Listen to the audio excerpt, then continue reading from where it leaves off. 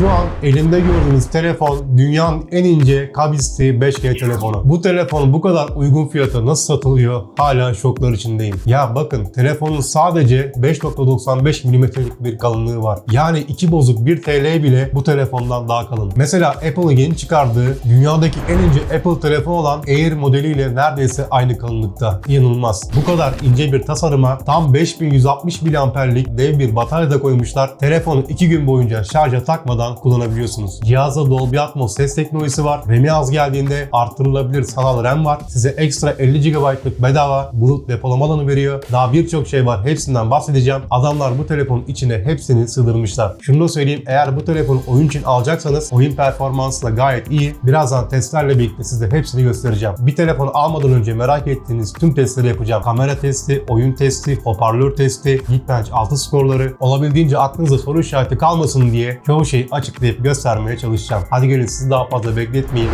Teknospark Slim 5G'yi hep birlikte inceleyelim.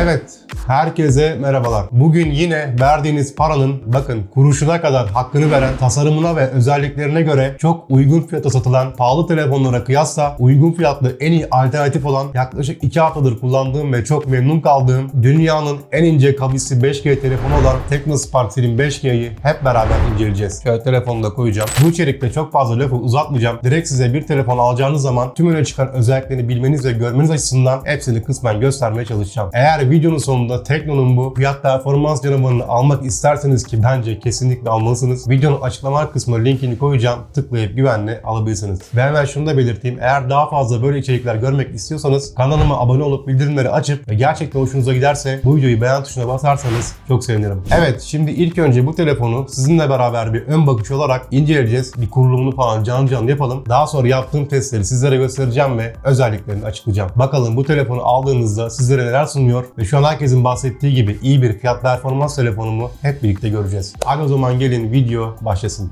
Ve evet, şimdi telefon elimizde. Buraları hiç fazla uzatmayacağım. Teknik özelliklerini görüyorsunuz. Birazdan hepsinden detaylı bir şekilde bahsedeceğim. Hemen abi şöyle telefonumu çıkarıyorum. Şimdi sizle beraber telefonu açacağım ve kuracağım ve ilk görüşlerimi sizinle burada paylaşacağım. Daha sonra detaylı incelemesine geçeceğiz tabii ki. Şimdi bakın tasarım olarak şu an dünyanın, bunu bu videoda çok söyleyeceğim. Çünkü gerçekten adamlar yapmışlar. Dünyanın en ince kavisli 5G telefonunu şu an görüyorsunuz. Yani o kadar ince ki bakın şöyle parmağımı yanlamasına koyayım. Parmağımın kalınlığı telefonun 2 katı. Şu telefon sadece 5.93 mm'lik bir kalınlığı var. O kadar hoşuma gitti ki bakın, hatta size şöyle göstereceğim. Şu an elimde 2 tane bozuk 1 lira tutuyorum. Bakın şöyle telefonla yan yana koyuyorum. Size bir şey söyleyeyim mi? 2 bozuk para daha kalın. Yani neredeyse 1 bozuk para kalınlığında diyebilirim. Ve ayrıca o kadar hafif ki yani sanki telefon elimde yokmuş gibi. Böyle özellikleri bu kadar ince ve bu kadar hafif telefona nasıl sığdırmışlar? Vallahi merak ediyorum. Hatta gelin şöyle hep beraber bakalım canlı. Hassas startımı şöyle açıyorum. Direkt abi telefon üzerine koyuyorum.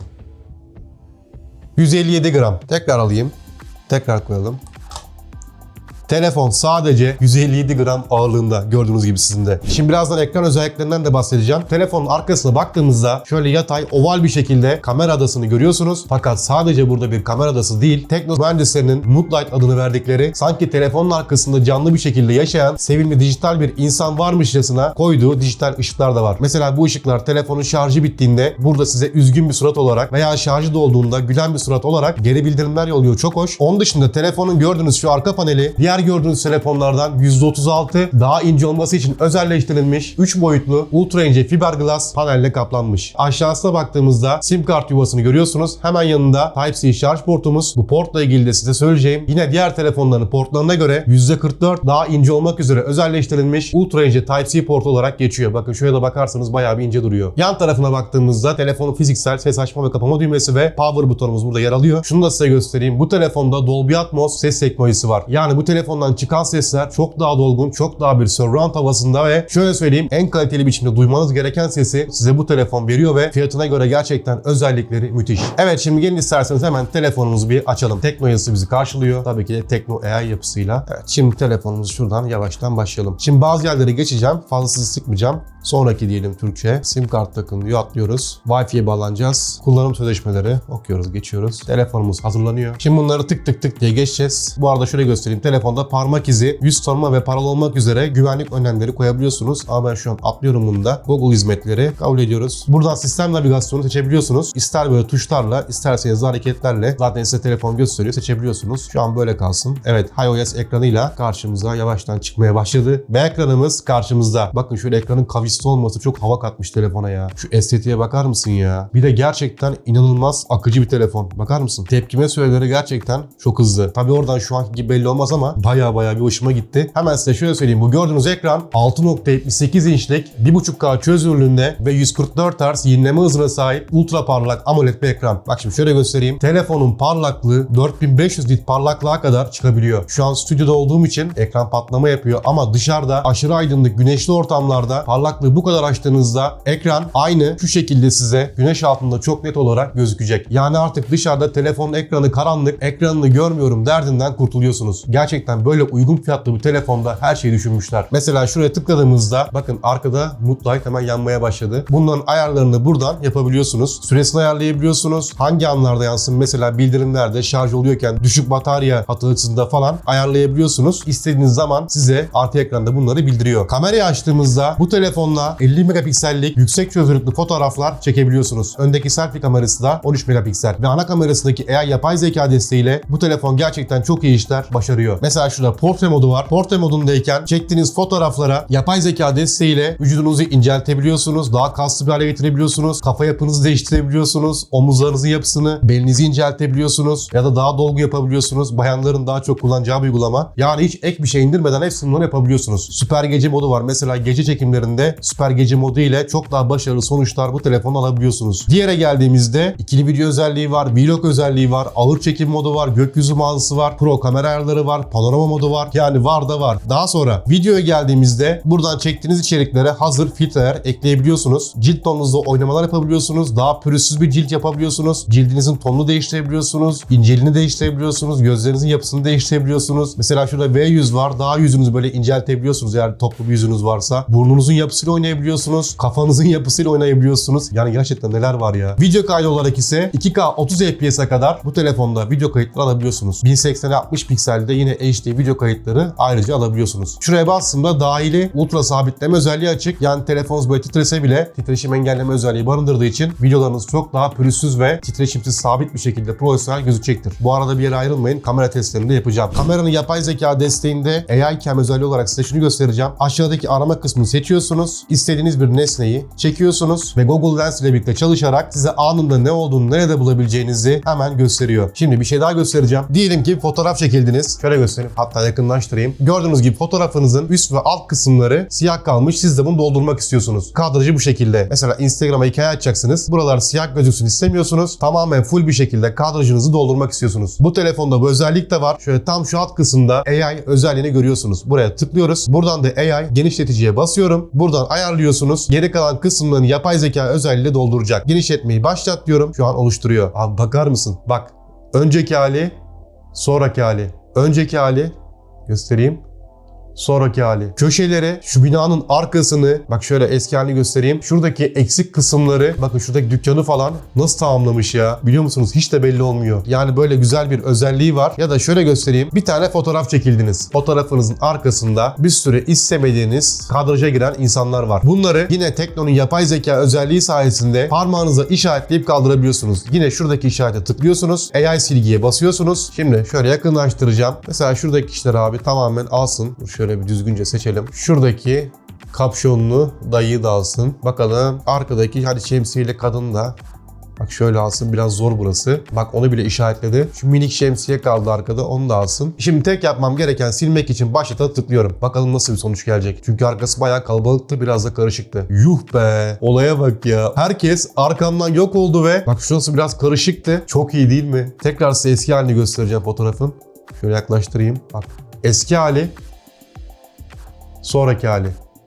Eski hali yapay zeka ile düzenledikten sonraki hali. Şöyle yaklaştırıyorum. Tekrar basıyorum. Böyle insanlar vardı ve Tekno'nun yapay zekasından sonra böyle kusursuz bir hale gelmiş ortalık. Bakın tüm samimiyetimle söylüyorum. Gerçekten çok başarılı. Ben Tekno'da bu özelliklere gerçekten bayıldım. Onun dışında burada AIGC Portrait geldiğinizde fotoğraf çekiliyorsunuz. Fotoğraf çekildikten sonra isterseniz saç stilinizi, isterseniz de böyle kıyafetlerinizi buradan böyle seçerek hem kadın hem erkek olarak değiştirebiliyorsunuz. Gibi çok güzel AI destekli kamerasında istediğiniz her şeyi yapabiliyorsunuz. Şu an bu fiyat bandında bu özelliklere sahip çok az bir telefon var sanırım, hatta hiç yok gibi bana göre. Bakalım ilerleyen dakikalarda fikirleri ne olacak, ama şu anlık özellikleri ve tasarımı beni bayağı bir etkiledi. Hadi gelin hep beraber videomuza devam edelim.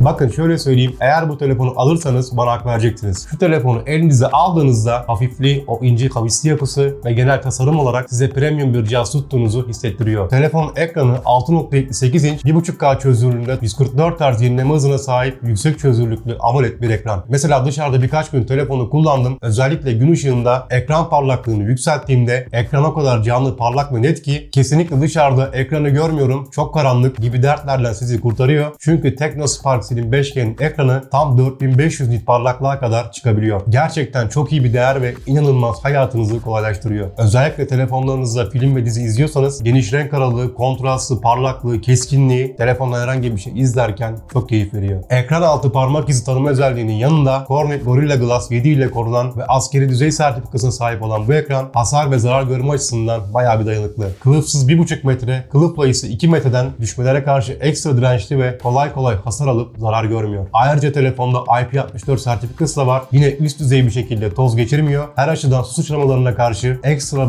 dayanıklı. Ya da diyelim ki denizden, havuzdan çıktınız, elleriniz direkt sırılsıklam ıslak bile olsa bu telefonu alıp kullanabiliyorsunuz. Herhangi bir zarar görmüyor. Hoparlör tarafına geldiğimizde telefonda diğer telefonların hoparlörlerinden %28 daha ince olması için tasarlanmış ultra ince hoparlör tasarımı var. Şöyle söyleyeyim, diğer telefonların hoparlörleri 2.5 mm büyüklüğündeyken bu telefonda sadece 1.7 mm.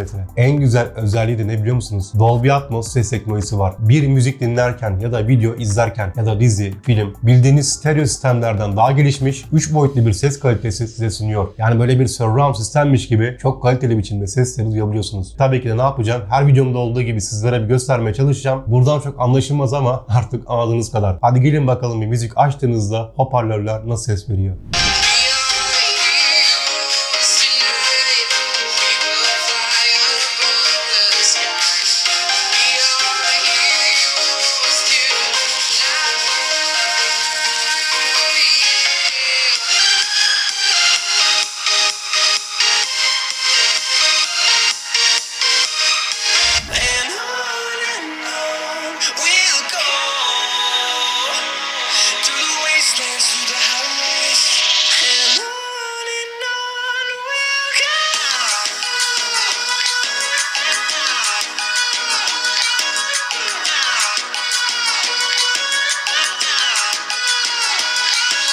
Dediğim gibi Dolby Atmos ses teknolojisiyle o kavisli yüksek çözünürlüklü ekranın kalitesi buluşunca ve telefonun gücü de bir araya gelince mükemmel bir deneyim yaşıyorsunuz. Vallahi son zamanlarda dizileri ve filmleri telefondan izlemeye başladım. Özellikle evdeyken, dışarıdayken gayet yeterli oluyor. Şimdi telefonun kamera tarafına gelecek olursak 50 megapiksellik yapay zeka destekli ana kamerası, 13 megapiksellik ön kamerası ve 2 megapiksellik de makro çekim kamerası bulunuyor. Burada Tecno Spark Slim 5G serisi Teknocamon'daki Flash Snap ve yapay zeka özelliklerini de devralmış. Yani demin de gösterdiğim gibi yapay zekanın yardımıyla kamerası harika işler başarıyor. 2K 30 FPS'e kadar video kayıtları alabiliyorsunuz. İsterseniz de 1080 piksel 60 FPS'te yine HD video kayıtları alabiliyorsunuz. En sevdiğim kamera özelliklerinden biri de telefonda görüntü sabitleme modu var. Cihazda dahili titreşim engelleme özelliği sayesinde videolarınızı çekerken eliniz ne kadar sarsılırsa sarsılsın pürüzsüz, sallantısız ve net bir video karşınıza çıkıyor. O yüzden bu özellik bir telefonda çok önemli. Yani bence olmazsa olmaz. Şimdi sizin için bu telefonun kamerasını biraz kurcaladım. Fotoğraflar ve videolar çektim. Ayrıca hafiften zoom özelliklerini gösterdim. Bakalım fotoğraf ve video kalitesi olarak sizin de hoşunuza gidecek mi? Ben de merak ediyorum. Hadi gelin hep beraber bakalım.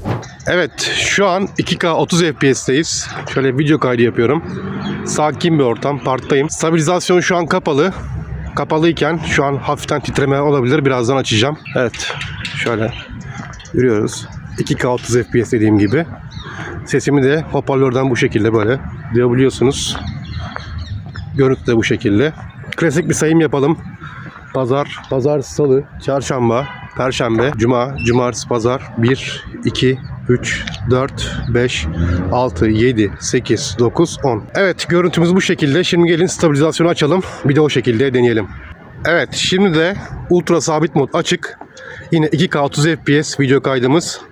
Şu an muhtemelen titreme kaybolmuştur. Ultra stabilizasyonu merak ediyorum çünkü başarılı olduğunu söylüyorlar. Evet, devam edelim. Sesimi yine telefon dahili hoparlöründen duyuyorsunuz. Havada şansıma bugün bayağı bir güzel. Sayımızı tekrar yapalım. 1, 2, 3, 4, 5, 6, 7, 8, 9, 10. Pazartesi, salı, çarşamba, perşembe, cuma. Cumartesi, pazar. Evet, stabilizasyonu açıkkenki halde videomuzun bu şekilde. Umarım hoşunuza gitmiştir. Evet, şu anda 1080 piksele 60 FPS'teyiz. Size şöyle bir HD video kalitesinde göstereyim dedim. Yine telefonun dahili hoparlöründen konuşuyorum. Şöyle yavaştan caddeye doğru bir yürüyorum. Şöyle caddeye çıkıyorum. Hem de şöyle gürültüye çıkayım ki sesim hoparlörden bakalım gürültülü ortama nasıl geliyor.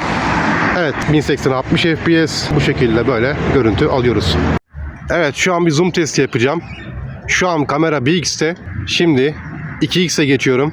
2x'teyim. 2x'e basılı tuttum. Yakınlaştırıyorum. Şu an 10x dijital zoom'dayız. Karşıdaki şu an gördüğünüz dönme dondurma yazısıyla yaklaşık aramda bir 30 metre falan var. 10x'te zoom bu şekilde. Tekrar 1x alıyorum.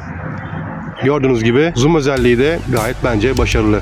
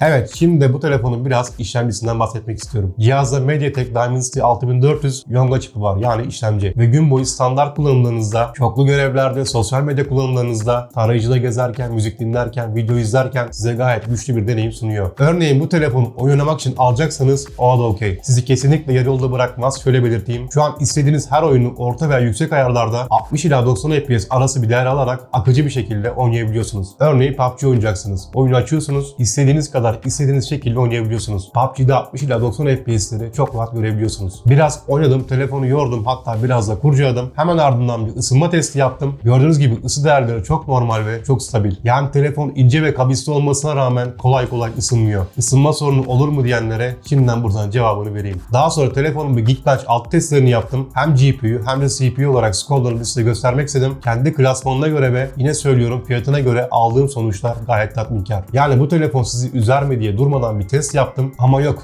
başaramadım. Her şey stabil ve tıkır tıkır çalışıyor. Mesela telefonda RAM olarak 8+8 olmak üzere tam 16 GB RAM'e kadar çıkabiliyorsunuz. Sanal bellek RAM arttırma özelliğiyle RAM'ini dilediğiniz sayıda kullanabiliyorsunuz. Bu da bence bu telefonda efsane özelliklerden biri. Şimdi depolama olarak ise bakın altını çizerek söylüyorum, çok önemli. 256 GB artı 50 GB'a kadar ücretsiz bulut depolama alanı veriyor. Bu geniş bulut depolama alanı özelliği sayesinde telefonumun hafızası doldu, yer kalmadı sorunlarından tamamen kurtuluyorsunuz. Tekno size bu imkanı da sağlıyor. Daha sonra yalnızca 4.04 mm'lik kalınlığında 5160 mAh'lik dev bir bataryası var. Ve bu batarya ile telefonu prize takmadan 2 güne varan kullanım sağlıyorsunuz. Şarj aletiyle gezmekten kurtuluyorsunuz. Şarjdan tasarruf sağlayan AI optimizasyonu ve 45 Watt'lık hızlı şarj desteğiyle hem telefon hem de siz gün boyu enerjik kalıyorsunuz. Cihazda FreeLink teknolojisi de var. Bu sayede herhangi bir internetin olmadığı yerlerde ve telefona bir sim kart takmanız gerekmeden tamamen çevrim dışı olarak arama yapabiliyorsunuz. konuşabiliyorsunuz, ses kaydı yapabiliyorsunuz, mesaj gönderebiliyorsunuz. Örneğin açık alanda tam 500 metreye kadar geniş kapsama menziliyle yoğun şehir merkezlerinde veya kalabalık etkinlik alanlarında kesintisiz ve hızlı bir iletişim deneyimi yaşıyorsunuz. Örneğin telefon arkasına baktığınızda Tekno'nun Moonlight adını verdiği ışıklar var. Bu sayede telefona gelen bildirimleri ve telefon anlık durumunu hem çok sevimli hem de çok havalı bir şekilde anlayabiliyorsunuz. Işıklar size bunu göz kırparak veya işte dönerek falan anlatıyor. Mesela bir şey daha dikkatimi çekti. Telefonu şöyle masaya düz bir yüzeye koydum. Biliyorsunuz bazı telefonlar masa üzerindeyken parmağınızla bastırdığınızda mesaj yazarken falan böyle takır tukur oynuyor falan, durmuyor zeminde. Fakat bu telefonda kavisli bir tasarım olmasına rağmen şöyle parmağınızla hafif bastığınızda herhangi bir oynama veya şöyle bir sallanma derdi olmuyor. Telefon tamamen yüzeye oturuyor ve çok sağlam bir şekilde masanın üzerinde bile durabiliyor. Şimdi biraz da yapay zeka özelliklerinden bahsedeyim. Telefonda her alanda rahat edebileceğiniz AI görüntü önleme, AI arama özeti, AI otomatik arama yanıtlama, AI arama çevirisi, AI görüntü iyileştirme araçları ve AI Translate gibi hayatınızı kolaylaştıracak son teknoloji yapay zeka özelliklerini bu telefon barındırıyor. Mesela sesli asistan olarak Ella var. Sadece tek tuşla Ella istediğinizi cevaplayabiliyor veya yaratabiliyor. Hatta örnek olarak merak ettim. Ella'ya bana Ali Nazik kebabı yapma tarifi verir misin diye sordum. Bakar mısınız? Satır satır cümle cümle malzemelerine kadar bana anında gösterdi. En ince detaylarına kadar cevaplayabiliyor ve dediğim gibi günlük hayatınızdaki işlerinizi inanılmaz kolaylaştırıyor. Bana gerçekten çok iyi bir keyif verdi.